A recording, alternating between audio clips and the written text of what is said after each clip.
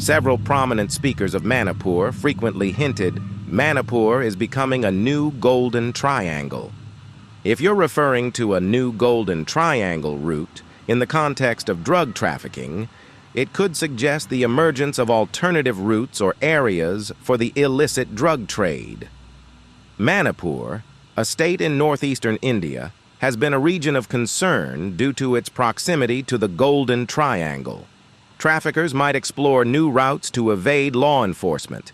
Efforts to combat such activities involve international cooperation, intelligence sharing, and strengthening border control measures. It's important to note that specific details on emerging routes may evolve, and addressing the issue requires ongoing collaboration among nations and law enforcement agencies to adapt strategies in response to changing patterns in the illicit drug trade. Recently, in Ukhrul district, a joint poppy destruction drive by Manipur Police Forest and Manipur Rifles destroyed more than 15 hectares of poppy plantation. The Kuki-dominated areas of Manipur proves to be a failure in Manipur government efforts on war on drugs. The scale of poppy cultivation in Manipur has spread across 15,497 acres of land in the hills between 2017 and 2023, according to data from the state's Special Anti-Drugs Unit, Narcotics and Affairs of Border.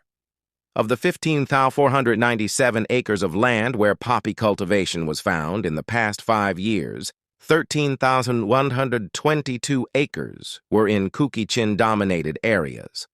The failure to tackle the illicit drug menace in the Kuki-Chin-dominated areas contributes a huge factor in igniting the ongoing Meitei-Kuki ethnic clash.